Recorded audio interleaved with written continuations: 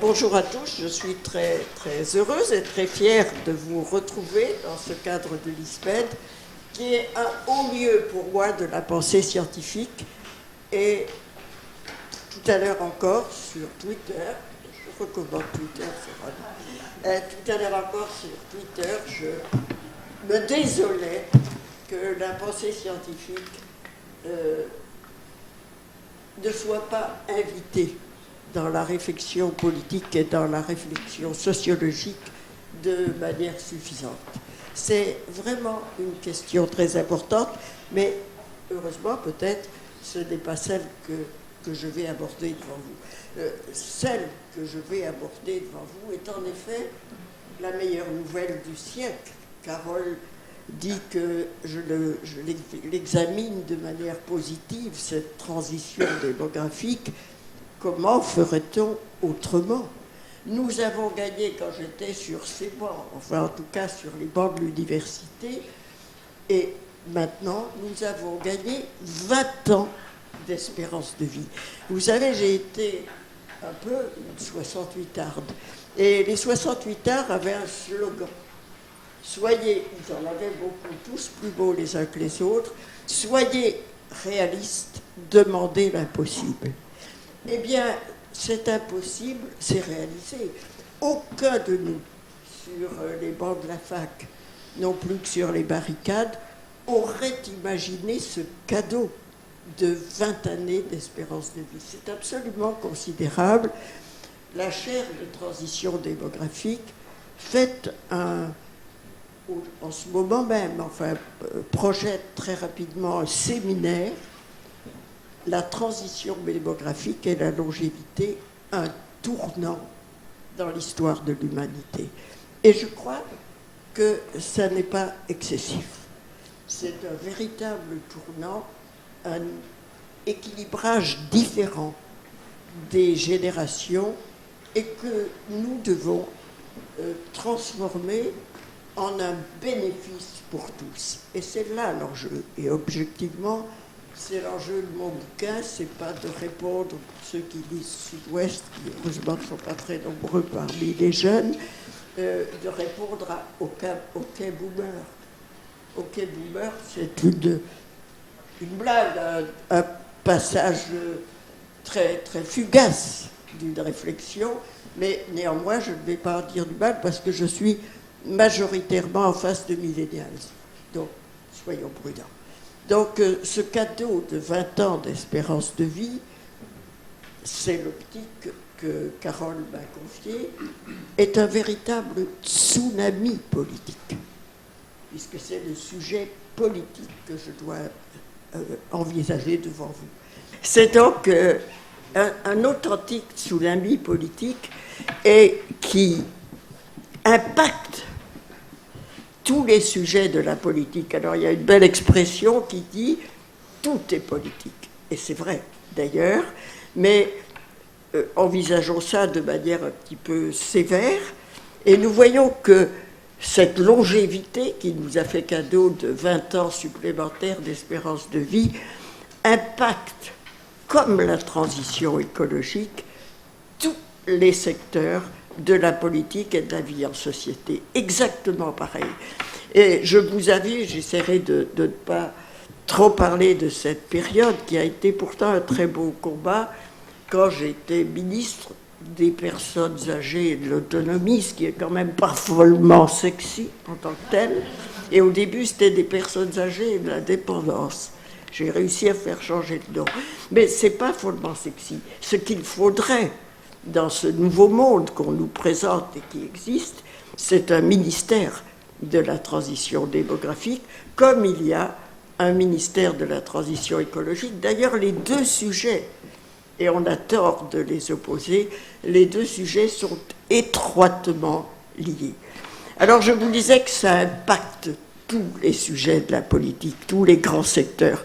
Pour le simplifier, on va l'envisager par ministère. Le premier ministère en tête de peloton, bien évidemment, c'est le ministère de la Santé et des Solidarités. Cet allongement de l'espérance de vie a des impacts que je ne dirais pas négatifs, mais des impacts susceptibles d'être coûteux. Et en effet, vous le savez, la consommation de soins augmente proportionnellement à l'âge. Et vous le savez, le maximum des dépenses de santé est dans la dernière année. Alors la dernière année, elle n'a pas changé. Elle est toujours la dernière, mais c'est vrai, la période de l'âge et du grand âge amènera à une augmentation des besoins en santé et des besoins, bien sûr, en personnel médical. Je me souviens, Carole, d'une présentation qui a eu lieu ici à l'ISPED, je ne me souviens plus de la circonstance exactement, où on disait la recommandation à tous les gouvernements, il y avait des slides, comme vous dites et comme vous réclamez, qui disaient que les professions de santé et de soins étaient un boom considérable, devait être un boom considérable. Et en effet, ces professions exigent aujourd'hui d'être multipliées, d'une part, soutenues, vous voyez ce que je veux dire, et valorisées. C'est à la fois pour le soin des hôpitaux, etc., mais aussi pour le soin aux personnes âgées. C'est le secteur majeur. Alors l'augmentation des besoins, ça tombe sous le sens pour un étudiant de l'ISPED. Ce qui est peut-être moins évident, c'est que cette augmentation de l'espérance de vie a une deuxième conséquence dont nous parlions à l'instant, c'est l'évolution de certaines pathologies. Et la première, c'est celle qu'on réunit sous le nom de maladie d'Alzheimer, c'est-à-dire les démences de tous ordres, qui sont proportionnelles à l'âge. C'est-à-dire que quand on mourait à 60 ans, il n'y en avait pas beaucoup. Quand on meurt à 110 ans, le risque est bien évidemment beaucoup plus grand. Et c'est une chose très importante sur le plan politique, car cela rend la nécessité d'une loi grand âge devient une exigence absolue. Vous savez, quand en 1945, on a eu droit à la retraite, et je vais en parler, à une pension de retraite, l'âge de cette pension de retraite a été fixé à 65 ans. L'espérance de vie était de 65 ans. 62 ans et demi pour les hommes, 65 pour les femmes, donc entre les deux, pour les deux. Donc, honnêtement, ça ne devait pas coûter très cher, tout à fait entre nous. Mais il y a une conséquence qui est quand même évidente, et je suis à contre-courant à peu près de tout le monde maintenant, bon, ça ne me gêne pas à l'excès. Il est évident qu'un allongement de la durée d'activité, et j'arrive là sur le sujet de la retraite, est inéluctable. Alors c'est comme les choses inéluctables, il vaut encore mieux les souhaiter pour qu'elles soient positives et vécues positivement. Et je crois, quand je parle d'un sujet politique, ce n'est évidemment pas un sujet partisan, et je pense que vous en êtes pleinement conscient, mais je pense qu'il aurait été de bonne politique de faire une loi grand âge, c'est-à-dire un 5e risque. Vous savez qu'il n'y a que 4 risques de la sécurité sociale, parce que le risque du grand âge ne touchait pas grand monde. Et maintenant, il est très présent. Eh bien, il fallait faire une loi grand âge en expliquant qu'elle était rendue nécessaire par l'espérance de vie, et donc en la présentant de manière positive. Et juste après, une loi retraite où on disait oui, il faut un allongement de la période d'activité, je vais vous redire pourquoi, parce que nous avons une espérance de vie qui est un cadeau pour l'humanité. Donc ces deux choses peuvent être présentées très positivement, et objectivement, je pense que c'est le contraire qui a été fait.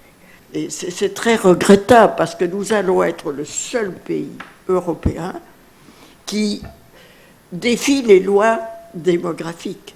Ces lois démographiques, elles font que d'abord, et c'est une chance, les étudiants étudient plus longtemps. Les retraités sont plus nombreux. Donc il faut que la période d'activité, la durée de la période d'activité, rééquilibre ces événements. Bien sûr, en tenant compte de la pénibilité. Et on aurait dû commencer par la pénibilité. Mettons-nous d'accord, avant de vouloir faire un régime universel, sur les métiers qui sont délétères pour l'état de santé. Et contrairement à ce qu'on dit, c'est pas difficile, la pénibilité. C'est l'espérance de vie. Elle est de 6 ans différente entre un cadre et un ouvrier, 13 ans différente entre un cadre et un ouvrier du bâtiment. Un détail, 13 ans, hein, c'est pas... Deuxièmement, c'est les accidents du travail, et en particulier l'augmentation des accidents du travail avec l'âge, comme par exemple les couvreurs ou les élagueurs, qui tombent plus quand ils sont vieux que quand ils sont jeunes. C'est bête, mais c'est comme ça. Donc, et troisièmement, les maladies professionnelles. Si vous vivez dans une atmosphère, là c'est un sujet ancien, où il y a de l'amiante, eh bien, votre risque de maladie n'est pas du tout le même. Donc on devait parler en tout premier des métiers qui ne seraient pas dans cette universalité. Donc la retraite, en effet, est un sujet totalement décisif. Parce que moi, je vais vous dire, comme j'espère vivre jusqu'à 100 ans, si c'est 110, c'est encore mieux, eh bien, je n'aurais pas aimé, alors je me suis débrouillée pour avoir une carrière à partir de 60... j'ai commencé la politique à 60 ans, c'est sympa. C'est la formation permanente, il faut plus proche, oui. Et donc, je dis ça comme une blague, mais je ne trouverais pas loyal, social, de faire que mes aides-soignantes de l'hôpital payent ma retraite pendant 30 ans. Mes jeunes aides-soignantes qui n'ont pas d'argent, ou très peu, qu'elles payent une retraite élevée, d'une position élevée, pendant 40 ans. Et je pense que c'est le devoir des boomers de dire ça. Entre nous, et je regarde ceux qui m'ont aidé dans cette appréciation, vous savez combien nous sommes de... Alors, je reviens à mes baby-boomers, c'est la génération qui va porter cette transition démographique. C'est-à-dire qui va assumer concrètement, dans la vie quotidienne, cette transition démographique.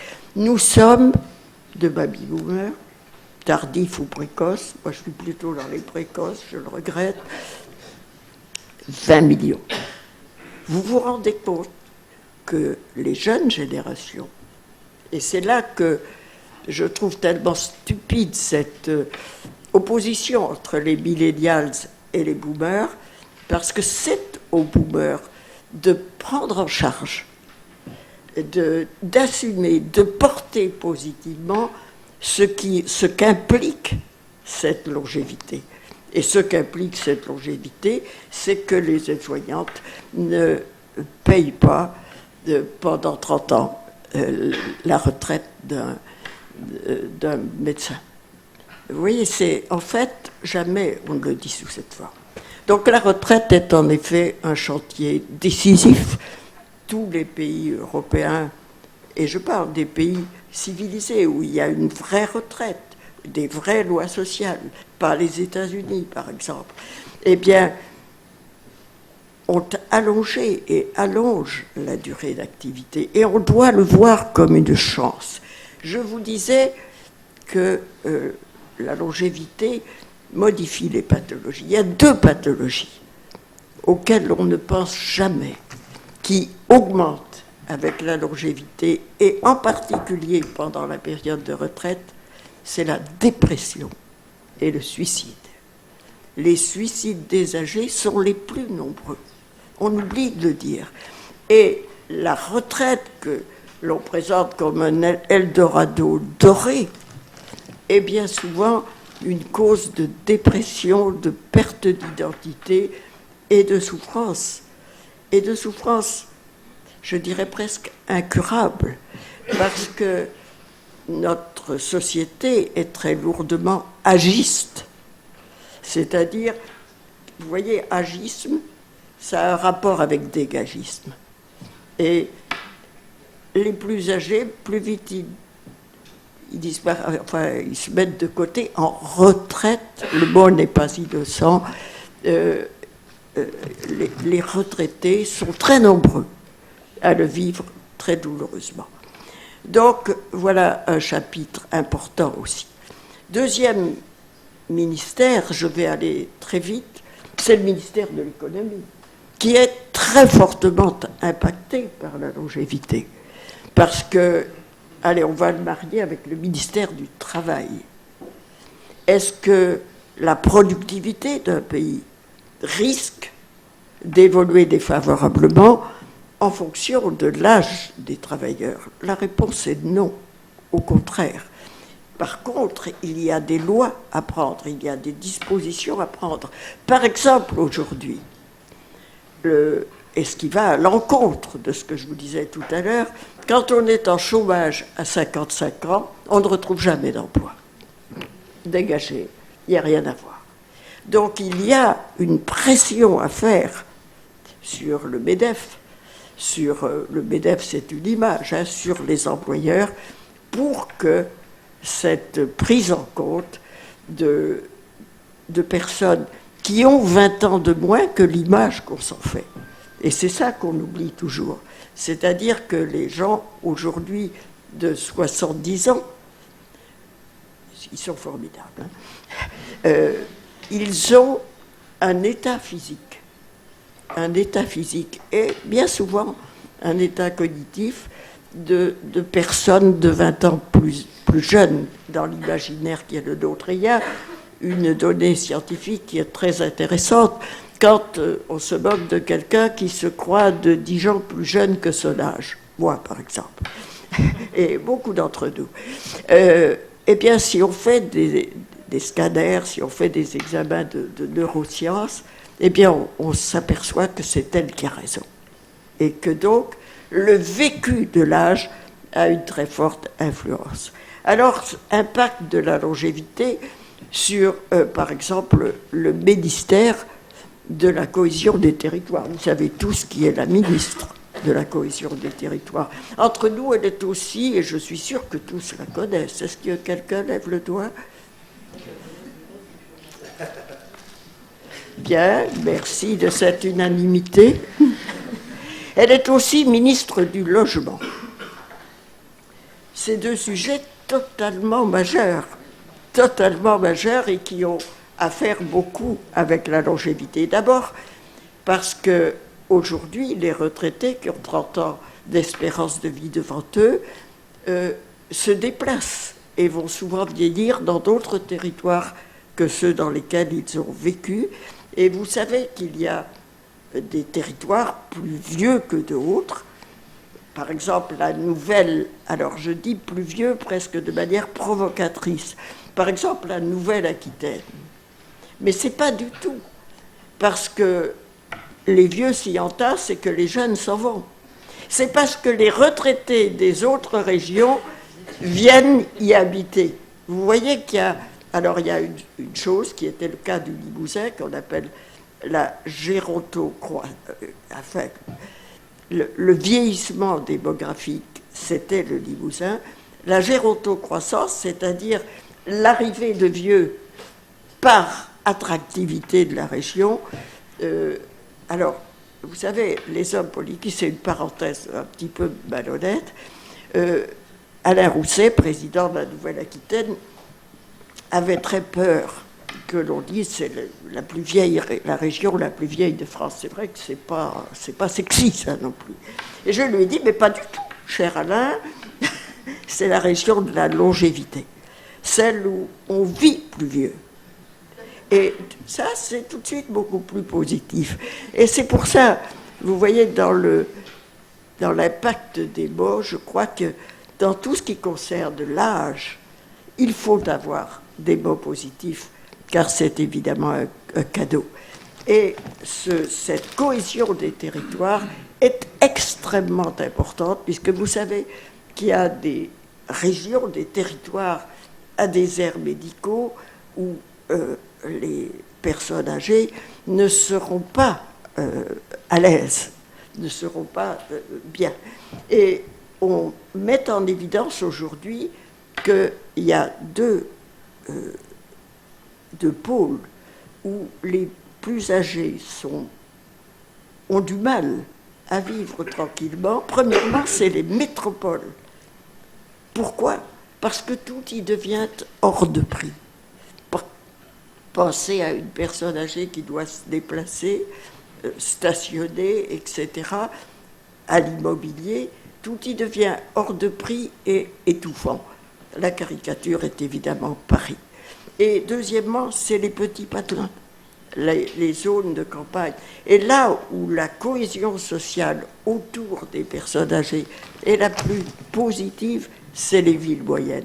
Donc, il faut que cette ministre, que vous connaissez tous, favorise cette cohésion et cet équilibrage des territoires. Parfait. Elle a regardé. Oui. Votre directrice est très honnête. Jacqueline Gouraud. Et en plus, c'est très loin d'être une ministre fade et sans importance, mais elle travaille de manière non spectaculaire. Mais je crois qu'elle fait des choses. Et donc, cette cohésion des territoires qui passe aussi par la mobilité. Vous voyez, si vous êtes dans un patelin ou loin d'un hôpital, etc., donc il faut retrouver, là, la longévité a un rôle, un impact très fort sur les possibilités de mobilité. Je parlais de l'économie. Il y a une économie de l'âge. C'est la silver economy. Je crois, Fabrice, que c'est principalement de cela. Je l'ai lancée au ministère. Il faut la prendre pour ce qu'elle est, c'est-à-dire une économie qui va permettre aux âgés et aux nouveaux âgés, ces boomers dont je vous parlais, qui sont branchés, qui ont le numérique, qui ont des appétits de vie différents d'il y a 50 ans, eh bien, d'adapter leur maison pour y rester, parce qu'ils veulent vivre chez eux. Donc il faut adapter la maison. Et pour ça, il faut une certaine objectivité. Et tous ces dispositifs qui permettent de vivre de manière à la fois avec plus de sécurité et plus de confort sont une économie en elle-même. Et donc là, et je crois que Fabrice va vous en parler, il faut cependant beaucoup d'éthique dans cette économie. Et quand nous avons lancé cette filière Silver Economy, nous disions de manière simple, ce doit être une économie de la confiance. C'est-à-dire quand un âgé achète un dispositif, un progrès technique quelconque, il doit savoir à quoi ça sert et combien ça coûte. Ça, c'est une formule auvergnate. Et elle est totalement juste. Et il faut ajouter à ce à quoi ça sert et combien ça coûte un autre élément où ça se répare. Est-ce que je vais savoir m'en servir ? Le numérique est à la fois un atout considérable qui nous permet d'avoir, c'est un nouveau lien social, mais qui aussi peut être un sujet de discrimination très fort. Ministère de la Justice et défenseur des droits. Je vous parlais des ministères. Ministère de la Justice, vous devez connaître mieux, et défenseur des droits aussi. Pourquoi ? Parce qu'aujourd'hui, la discrimination par l'âge, c'est-à-dire l'agisme, est le seul isme, le seul racisme qui n'est pas pénalisé. Et c'est totalement insupportable. Quand 30% de la population française a bientôt, c'est bientôt 30%, plus de 60 ans, cette discrimination par l'âge est totalement intolérable. Et voilà un autre ministère. Alors il y a un ministère, c'est le ministère du budget. Vous me direz, qu'est-ce qu'il vient faire là ? Eh bien, il y a un point essentiel, mais qui est une sorte de tabou. Et c'est un tabou politique. c'est l'héritage. Aujourd'hui, les jeunes, vous êtes loin encore de cela, de cette question, mais vos grands-parents sont concernés. On hérite aujourd'hui en moyenne à 56 ans. Et ça augmente chaque année, c'est peut-être maintenant 60. Eh bien, autrefois, quand on héritait, c'était pour s'installer dans la vie, comme on disait il y a 20 ou 30 ans. Aujourd'hui, ça n'a plus de sens. Donc, voilà une conséquence politique très claire, arriver à faire accepter par les Français que l'héritage, qui est un sujet, un objet de discrimination sociale, d'inégalité sociale majeure, soit plus fiscalisé, il l'est très peu, mais qu'au contraire, les donations précoces à des enfants qu'on veut mettre sur les rails, envoyer aux États-Unis, donner de la force et des exigences pour le cours de leur métier, doivent au contraire être très largement favorisés. Vous voyez que tous les sujets sont concernés. Et je reviens brièvement, combien il reste de 5 minutes, je reviens très brièvement à mes 20 millions de boomers. 20 millions de boomers en France, mais vous savez, ce baby-boom a été très sensible, en particulier dans tous les pays anglo-saxons, et l'Angleterre, le Royaume-Uni qui va bientôt être désuni, le Royaume-Uni est le plus proche de nous. Et au contraire, l'Allemagne qui avait perdu la guerre, si on peut dire, et qui avait un lourd poids sur les épaules, on est presque là dans l'éthique, a eu un baby-boom faible et retardé, et ça se comprend très bien. Et le baby-boom a été aussi très fort aux États-Unis, et on voit aux États-Unis aujourd'hui, en regardant la condition politique qui est faite aux âgés, combien cette question de la longévité peut être maltraitée et délétère. J'ai débattu avec un professeur américain de gériatrie, mais très engagé sur ces questions, qui nous disait aujourd'hui, une personne âgée qui souvent a été victime, vous le savez, de la crise des subprimes, c'est-à-dire qui a vendu sa maison, qui a été ruinée pratiquement, eh bien une personne âgée, sauf si elle est très pauvre, car alors elle peut bénéficier de l'Obamacare, eh bien cette personne âgée, si elle a besoin d'entrer dans une maison, dans un EHPAD, comme Fabrice et moi, eh bien elle doit vendre absolument sa maison, peut-être pas à la même époque, c'est ça le problème. Donc elle doit vendre sa maison, elle n'a rien pour comme aide. Et ça, c'est la preuve absolue de l'absence d'un pays ultralibéral, disons-le comme ça. Ceux qui n'ont pas gagné suffisamment sont exclus dans le grand âge, et c'est surtout ça que ma génération de boomers doit éviter en prenant des positions positives. Un boomer aujourd'hui est très souvent, alors les gens sont mis à retraite à 62 ans, 64 en moyenne avec toutes les professions confondues, mais ils se sentent en pleine forme, ils se sentent en bon état, une fois encore hors pénibilité. Et ils veulent être actifs. On parle aujourd'hui de société inclusive pour les âgés, mais on n'en a rien à foutre d'être inclus. On était là avant les autres. Mais c'est vrai. Parce ce que nous voulons, c'est participer. Une société participative, où nous ne sommes pas mis sur le côté. Je me bats pour qu'on n'emploie pas, quand quelqu'un a fait une carrière, qu'il soit couvreur ou avocat ou médecin, quand il arrive à l'âge de la fin de l'exercice lucratif, il reste compétent. Il n'est pas en retrait de ses compétences, et en particulier les médecins qui s'engagent dans Médecins du Monde, etc. Je voudrais qu'on crée un titre différent de retraité qui est celui qu'ont uniquement les universitaires émérites. Un médecin peut être un médecin émérite.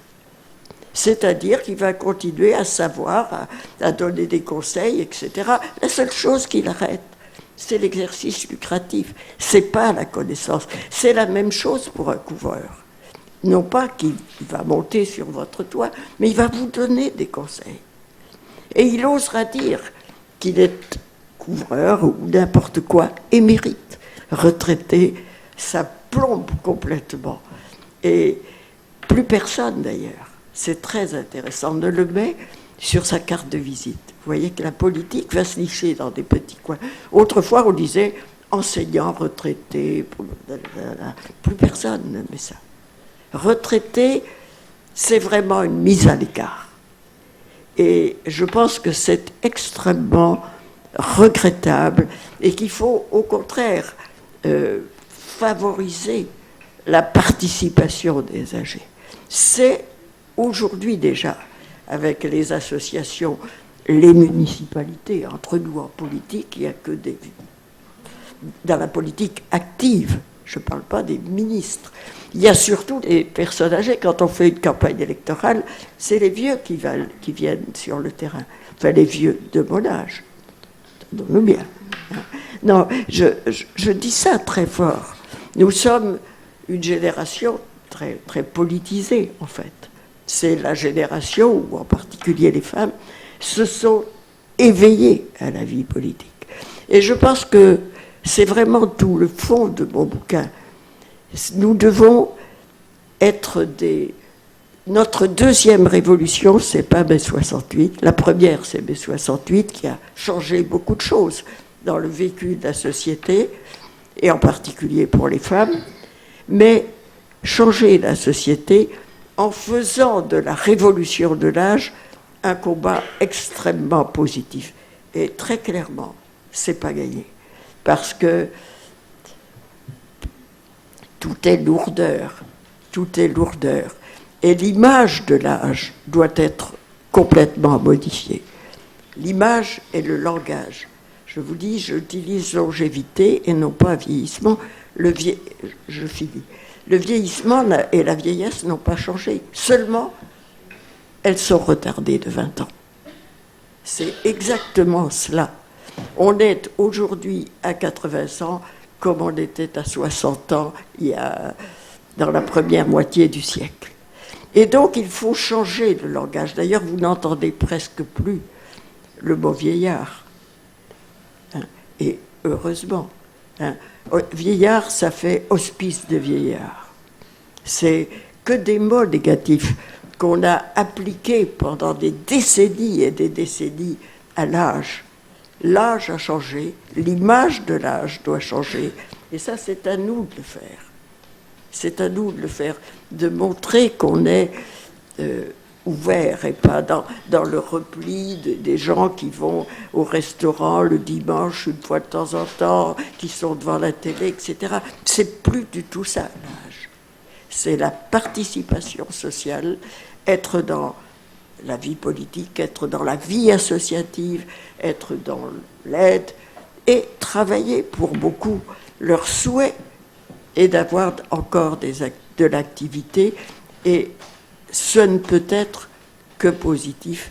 Je pense qu'il ne faut pas se priver, et je le dis devant vous qui êtes très majoritairement, sinon totalement jeune, de cette pépite qui est une génération qui a été extrêmement laborieuse. Les femmes ont conquis tous les emplois, vous le savez, et qui ne demandent qu'à participer à l'évolution positive de la société.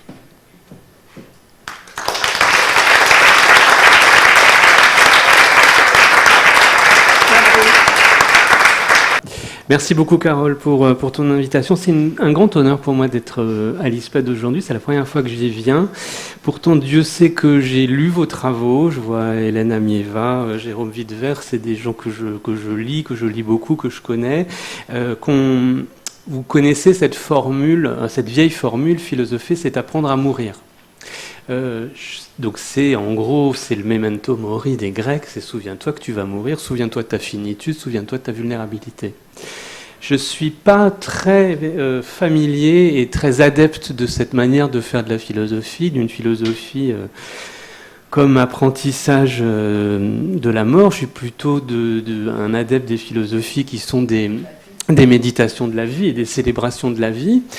Et pour autant, sur cette question du vieillissement, c'est à ça qu'il faut, je crois, s'exercer, parce que on continue, même si on devrait savoir que nous, si tout va bien, nous allons vieillir, et donc on devrait très très vite abandonner cette logique du eux et nous. C'est la vieillesse, la longévité, vieillir, c'est si tout va bien, si on n'a pas de maladie grave ou d'accident qui nous arrive avant, c'est nous-mêmes. Donc cette idée d'altérité qui est souvent présente et souvent à la racine de l'agisme dont parlait Michel Delaunay, est évidemment importante. Alors je vais rebondir, et du coup c'est évidemment un grand honneur de parler après Michel Delaunay, et du coup je vais essayer de rebondir sur des choses qu'elle a dites, mais vous sentez bien qu'on est à un moment important pour ce qui est de la longévité, notamment en France.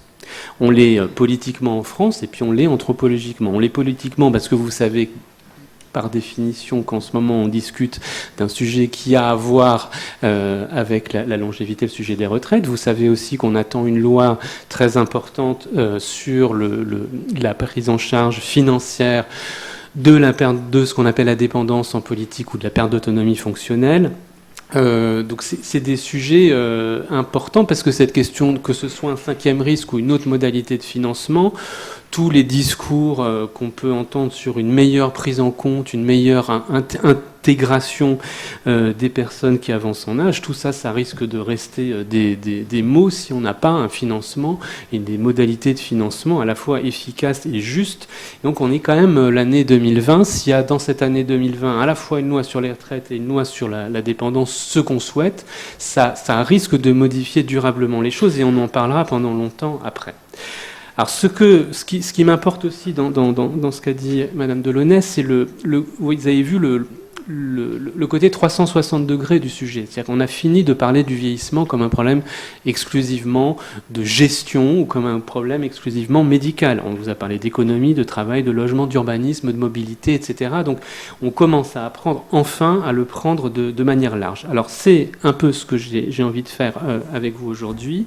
Je vais vous parler en partie d'un rapport que j'ai rédigé avec l'avocate Solène Brugère, qui s'appelle « Vieillissement et nouvelles technologies, enjeux éthiques et juridiques pour des technologies au service des capacités et du bien commun ». Vous le trouvez à la fois sur le site de la filière Silver Eco et sur le site de l'Espace Éthique, bientôt chez Mola. On espère. Donc c'est un rapport qui nous a été commandé par Luc Broussy dans le cadre de la filière Silver Economy, dont je voudrais vous parler un petit peu, parce que ça permet, c'est un sujet sur lequel moi je n'arrivais pas à entrer. Ça fait un moment que je sais qu'il faudra que je me coltine à la question de la technologie, et je ne savais pas par quel bout de le prendre.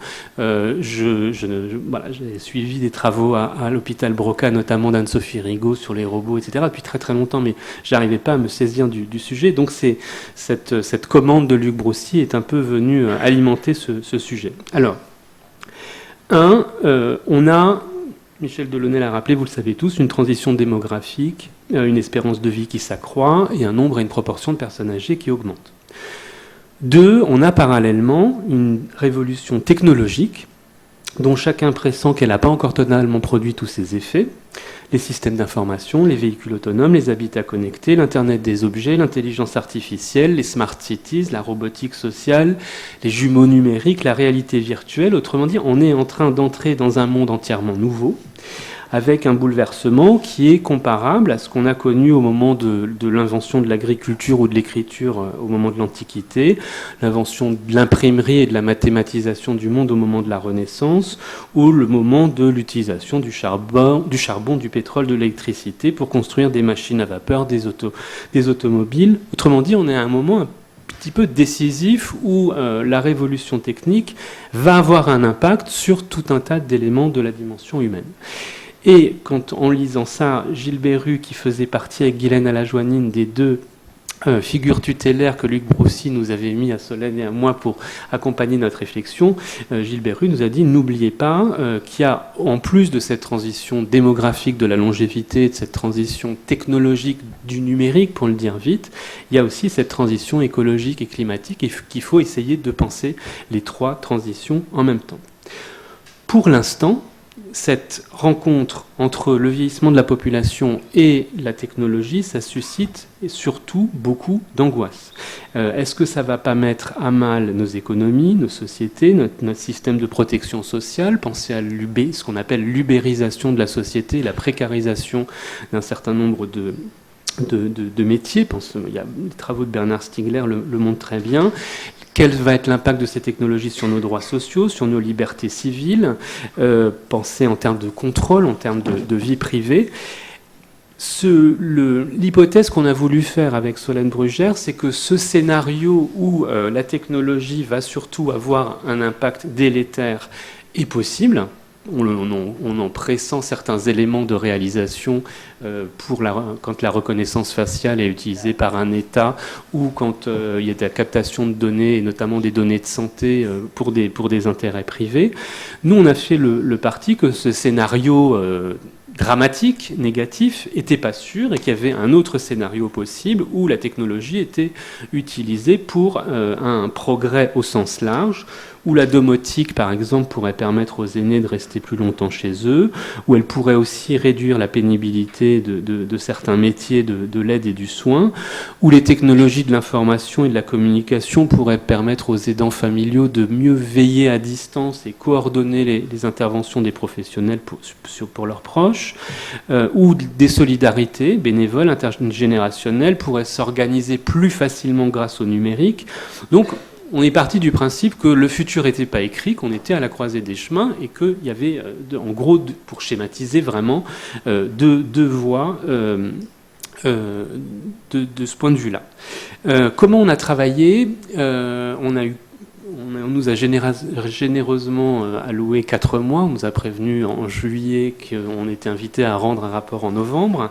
Donc on a travaillé d'abord avec beaucoup d'humilité, c'est-à-dire en partant du principe que ni les personnes qui avancent en âge, ni leurs aidants, ni les professionnels, ni les gens qui fabriquent des technologies, les ingénieurs, les industriels, les fabricants de logiciels, que les uns et les autres n'avaient pas attendu l'avocate et le philosophe pour se poser des questions d'éthique, et on s'en est vite aperçu en consultant la littérature, c'est-à-dire que les ingénieurs, en particulier les industriels, les entrepreneurs, se posent énormément de questions sur l'utilisation des technologies dans le contexte du grand âge. Ensuite, on a essayé d'avoir un maximum de personnes, on a interrogé plus de 120 personnes, donc soit dans des auditions, soit dans des ateliers, des médecins, des infirmières, des sociologues, des anthropologues, des psychologues, des ergothérapeutes, des gérontologues, des travailleurs sociaux, des journalistes, des blogueurs, des élus, des ingénieurs, des informaticiens, des développeurs, des représentants des Living Labs, de l'industrie, du monde de la banque, de l'assurance, de la protection sociale, de la consommation, des mobilités, des grands groupes publics, des agences et des caisses de l'État, j'en passe, mais on a essayé de ne pas avoir une vision de la technologie appliquée au grand âge qui soit exclusivement de la technologie d'assistance. La technologie au grand âge, c'est d'abord la voiture que vous utilisez pour venir, qui est extrêmement équipée.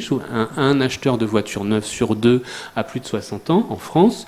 Donc la technologie, c'est aussi le monde technologique dans lequel nous vivons les uns et les autres.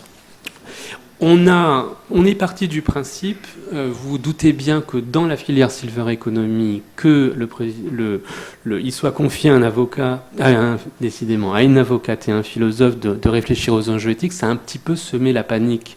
En tout cas, ça a créé un certain nombre d'interrogations parce qu'il ne s'agissait pas, évidemment, que le droit et l'éthique aient pour effet d'entraver l'économie. C'est-à-dire qu'ils nous ont demandé de réfléchir et qu'il n'y ait pas un blocage de l'entreprise ou de la production de biens et de services par des règles qui seraient inappropriées. Donc, on a essayé d'être sur une ligne de crête. D'une part, d'éviter ce que les anglo-saxons appellent l'ethics washing, c'est-à-dire on repeint plus blanc que le blanc des pratiques en utilisant des termes éthiques un petit peu partout pour justifier et légitimer des pratiques qui mériteraient une régulation plus stricte. Et en même temps, on n'est pas du tout parti du principe que l'éthique et le droit étaient là pour poser des règles qui allaient entraver l'activité ou l'activité économique. On s'est plutôt pensé comme un cadre, comme les règles et le terrain de jeu sur lesquels ça allait prendre place, qui allait permettre justement cette confiance dont parlait Michel Delaunay, qui est tellement importante dans ce domaine. Alors, je vais vous présenter très rapidement, pour ne pas dépasser le temps qui m'a été alloué, les principales conclusions de ce rapport qui fait environ 70 pages, qui se constitue en 3 blocs, et je vais juste me tenir rapidement et vous dire quelques éléments sur ces 3 blocs. Le premier bloc, il répond à la question « Pourquoi ?». Et il s'interroge sur les finalités de l'utilisation des technologies dans le contexte du grand âge. En gros, la question qu'on s'est posée, c'est quel sens on donne, et il faudrait donner, au numérique, à la domotique, à la robotique, etc., dans le contexte du grand âge. Deuxième bloc de questions, le quoi, c'est-à-dire quelle valeur, quelle vertu devrait être mise au centre de cet usage, de cette filière qui produit des produits et des services recourant à des technologies, quelles seraient les valeurs fondamentales à mettre au centre de cette pratique. Et enfin, troisièmement, on s'est intéressé à la question du comment, c'est-à-dire à un certain nombre de questions pressantes. Luc Brousty nous avait dit en particulier, vous savez que dans certains pays, et notamment au Canada, a été autorisée légalement la possibilité d'installer des caméras dans les chambres des EHPAD par les familles à des fins de surveillance et de prévention et de lutte contre la maltraitance. Et donc une des questions qui était très très concrète pour le coup, c'est qu'est-ce que vous pensez, quelle est votre analyse de cela? Est-ce que le législateur français devrait par exemple autoriser ce genre de pratique? Donc, sur la question sur le premier point et sur la question des finalités, on a essayé de poser des choses relativement simples, mais qui nous semblaient parfois pas totalement clairement posées. Notre point de départ, ça a été que quel que soit le type de technologie auquel on réfléchit, réalité virtuelle, domotique, robotique, numérique, le point de départ, ça devrait toujours être la personne elle-même, la personne qui avance son âge, dans son environnement, ou dont la technologie fait partie. Autrement dit, l'objectif de ces technologies, ça va de soi, mais ça va mieux en le disant, ça ne saurait être ni le profit pour le profit, ni la technologie pour la technologie, même quand on est passionné à développer des solutions nouvelles, ça devrait être au service de la qualité de vie de la personne, dans le respect de sa dignité qui est inaliénable. Deuxièmement, ces technologies, elles peuvent faciliter le travail des aidants, elles peuvent améliorer la qualité de vie des aidants, qu'ils soient professionnels ou familiaux, mais ça constituera toujours en principe un bénéfice secondaire, c'est-à-dire que ça doit rester au bénéfice de la personne, et une personne doit avoir le pouvoir de ne pas souhaiter que des objets techniques ou technologiques envahissent son quotidien, envahissent son domicile, même si certains lui expliquent que c'est pour son bien. Troisièmement, il nous a semblé que les évolutions technologiques actuelles ne nécessitaient pas de modifier les grands principes du droit français actuel qui restent pertinents, globalement pertinents et adaptés pour encadrer ces usages. Il y a un certain nombre de textes, alors que ce soit la Constitution ou le Code civil, le Code de la santé publique, le Code de l'action sociale et des familles, le Code de la consommation, qui cadrent un certain nombre de choses.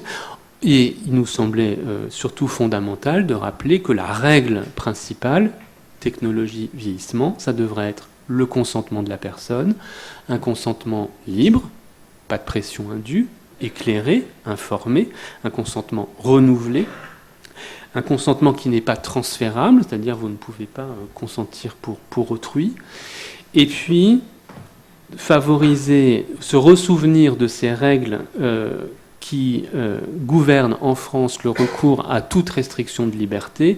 Une restriction de liberté, si vous mettez en place un dispositif qui a pour effet de porter atteinte à une liberté des personnes, que ce soit à sa vie privée ou à sa liberté de mouvement, est-ce que c'est nécessaire? Est-ce que c'est proportionnel? Est-ce que c'est subsidiaire? Est-ce que vous l'avez individualisé? C'est-à-dire, est-ce qu'on peut faire autrement? Est-ce que on pourrait faire aboutir aux mêmes moyens autrement?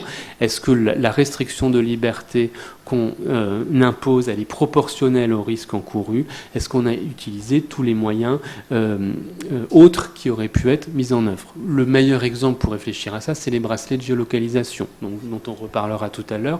Mais c'est typiquement là que ces trois principes, nécessité, subsidiarité, proportionnalité, qui sont affirmés dans le Code civil de manière très claire, sont tout à fait suffisants pour régler beaucoup des questions qui se posent dans ce cadre. Enfin, on a très clairement refusé pour notre part la reconnaissance d'un droit de propriété de l'individu sur ces données. Vous savez que c'est un sujet qui monte à l'heure actuelle, puisque les données personnelles peuvent être vendues, ou en tout cas utilisées à des fins marchandes. Donc il y a un certain nombre de personnes en France qui militent pour la reconnaissance d'un droit de propriété des individus sur leurs données. Le droit français ne le permet pas à l'heure actuelle. On considère qu'il ne faut pas le développer. Cela ne veut pas dire qu'on n'a pas à être inventif, et c'était une des idées de ce rapport, c'est qu'on entre dans un monde nouveau, domotique, robotique, intelligence artificielle, etc., qui va nécessiter que l'éthique et le droit ne restent pas campés dans leur rigidité et sachent non pas s'assouplir pour autoriser des choses, mais sachent être créatifs pour faire face à de nouveaux phénomènes. Le premier, c'est une idée qui nous tient beaucoup à cœur, c'est l'idée que dans bien des situations, obtenir un authentique consentement de la personne, ça peut être délicat. Quand elle a des troubles cognitifs, qu'il y a ce qu'on appelle des troubles du discernement, obtenir un véritable consentement de la personne, ça peut être difficile. Il nous semblerait important d'introduire dans le droit français quelque chose qui existe déjà, notamment dans le champ de la recherche, qui est la recherche de l'assentiment. L'assentiment, c'est un accord, une adhésion fondée sur une compréhension partielle de la situation, sur des choix qui ont été possiblement un peu simplifiés, mais c'est l'idée, c'est partir du principe que ce n'est pas parce que vous ne pouvez plus obtenir un véritable au consentement de la personne, qui suppose des capacités de discernement très importantes, il faut malgré tout continuer d'essayer d'aller rechercher l'expression de la volonté de la personne, et en particulier l'expression de son refus. Dernier point sur ces principes, il nous semble que l'enjeu de la technologie, quand on pense à cette question, comment pourrait-on utiliser les technologies pour améliorer la prise en charge, la prise en compte des personnes qui vieillissent en France actuellement? Bien souvent, c'est vu de manière comptable. C'est-à-dire qu'on se dit, d'un côté, il y a des coûts, et la technologie va permettre de limiter des coûts. On va faire de la domotique pour limiter le coût de l'accompagnement. Bon. Ça nous semble vraiment être essayer de voir les choses par le petit bout de la lorgnette. C'est-à-dire que la technologie, normalement, elle fait beaucoup plus que permettre de faire les choses en utilisant moins d'argent. Elle va modifier la façon dont on intervient. Et donc, on est convaincu qu'il faut saisir cette opportunité des technologies pour passer d'une approche qu'on a appelée incapacitaire du vieillissement. C'est une approche qui est tardive, qui est très institutionnelle, qui est centrée sur les incapacités, qui est cloisonnée, à une approche par les capacités, c'est-à-dire, c'est un terme qui est maintenant connu, mais qu'on peut définir comme les opportunités réelles données aux individus de vivre le genre de vie auquel ils attachent de la valeur.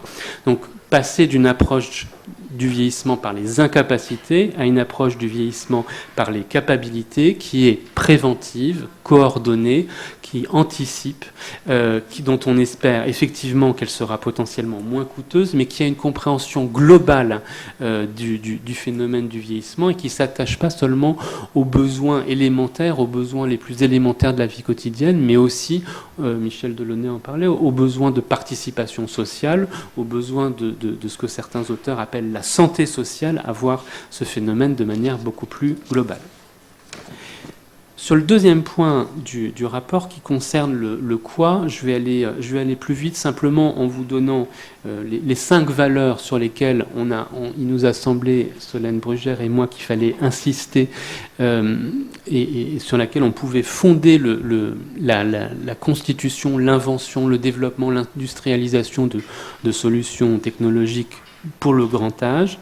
5 valeurs: intégrité, transparence, participation des aînés, accessibilité et responsabilité.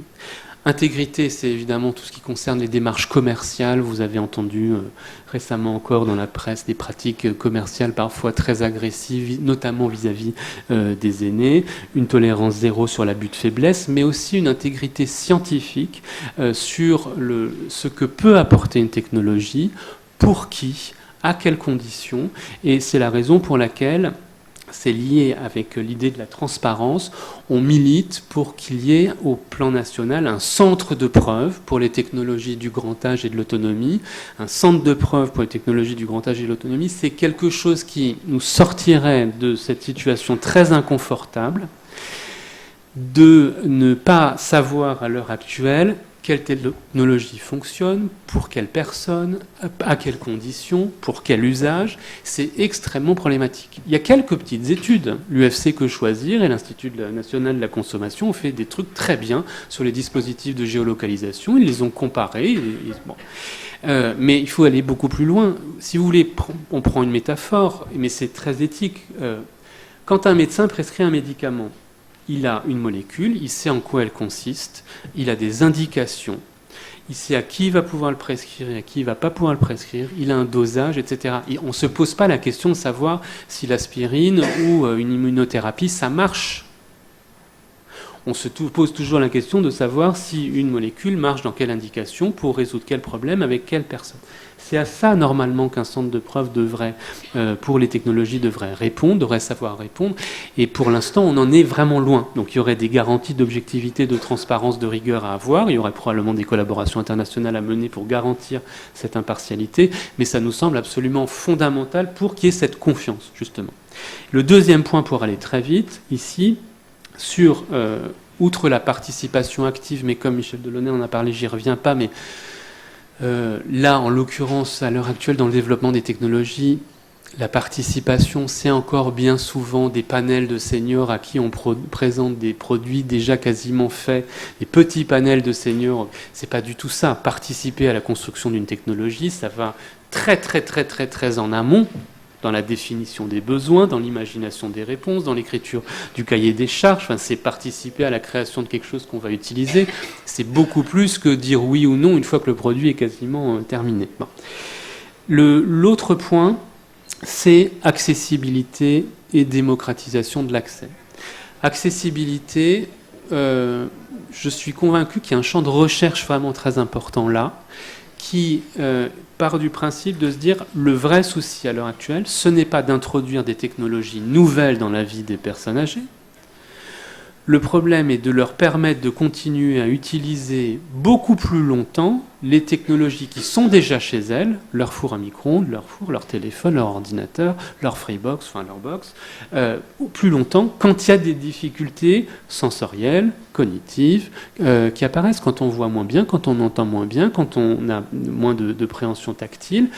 Comment on peut faire pour que, quand on a du mal, parce que les contrastes sont plus aussi clairs sur un ordinateur pour voir où est la souris, c'est comment on fait concrètement pour continuer à utiliser ces technologies qui sont de plus en plus présentes absolument partout.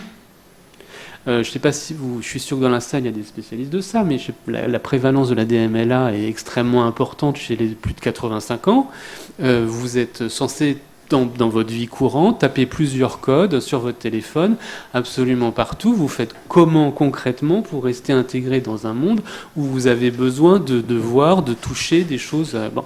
Il y a un problème d'accessibilité, donc on l'a pensé pour l'instant de manière un peu dans le champ du handicap, de manière réduite sur certaines choses, notamment sur la mobilité, mais il faut vraiment complètement élargir ça, sinon on exclut de facto toute une partie de la population dès qu'il y a des incapacités, même légères, qui commencent à apparaître. Et évidemment, cette accessibilité, c'est aussi une accessibilité financière. Il nous a semblé qu'à l'heure actuelle, C'est déjà pas facile dans le champ du handicap, mais dans le champ du grand âge, c'est encore plus difficile d'accéder à des aides techniques remboursées. Ça prend énormément de temps, les procédures sont extrêmement longues et ça peut être très coûteux.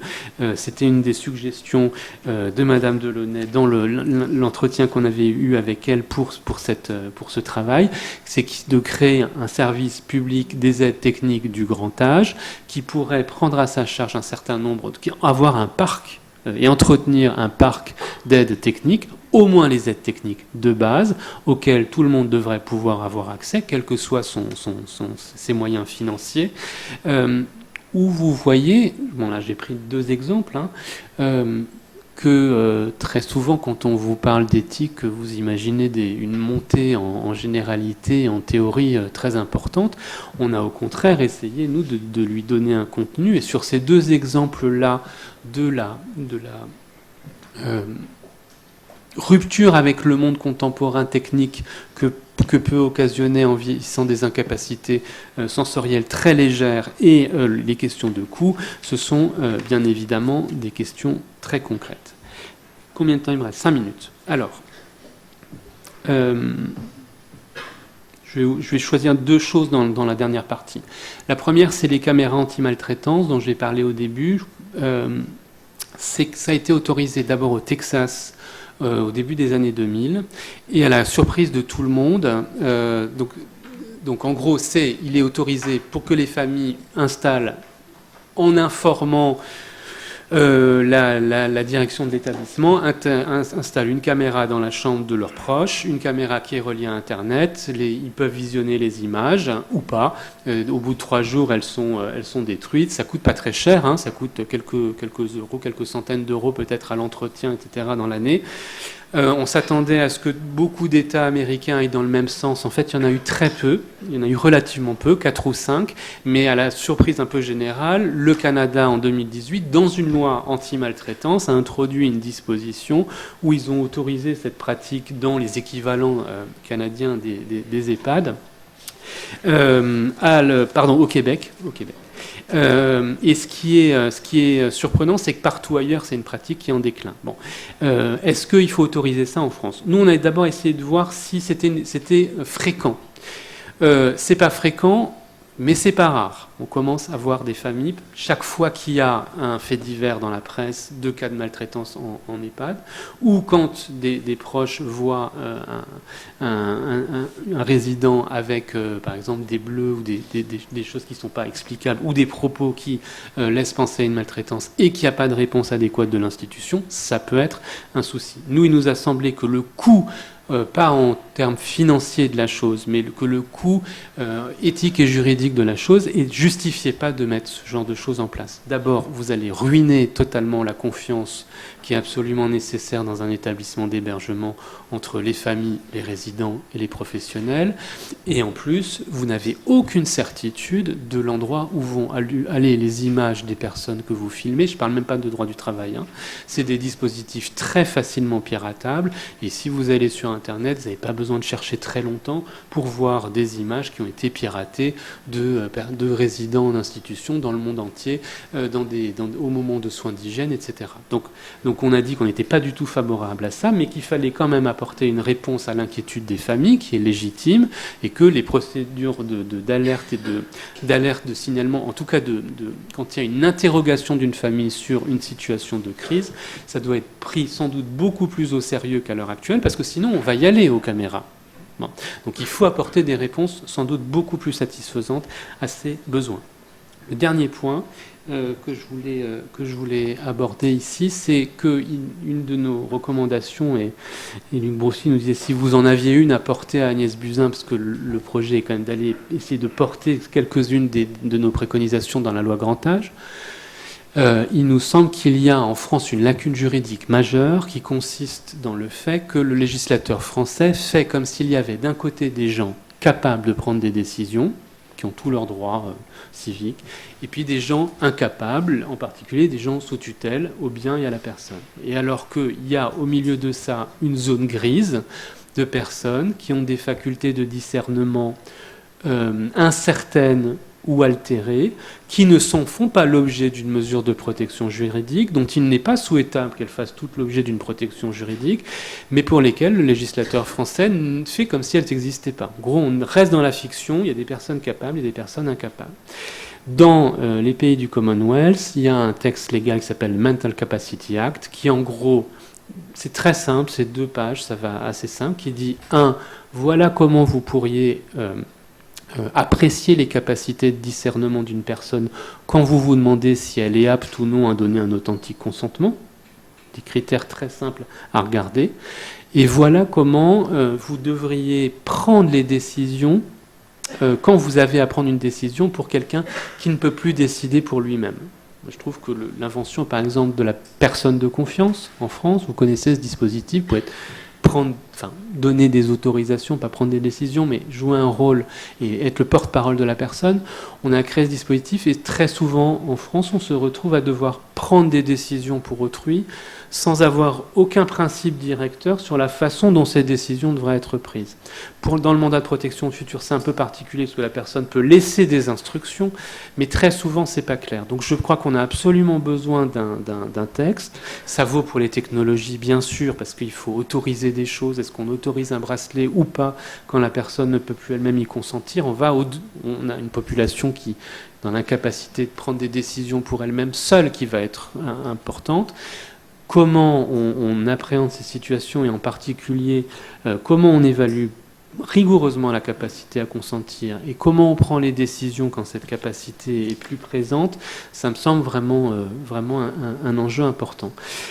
Voilà, donc j'ai essayé de brosser rapidement ces éléments. Le rapport, vous pouvez, si vous le voulez le lire en version intégrale sur le site, notamment de l'Espace éthique Île-de-France. Et pour le reste, il me reste à vous remercier tous.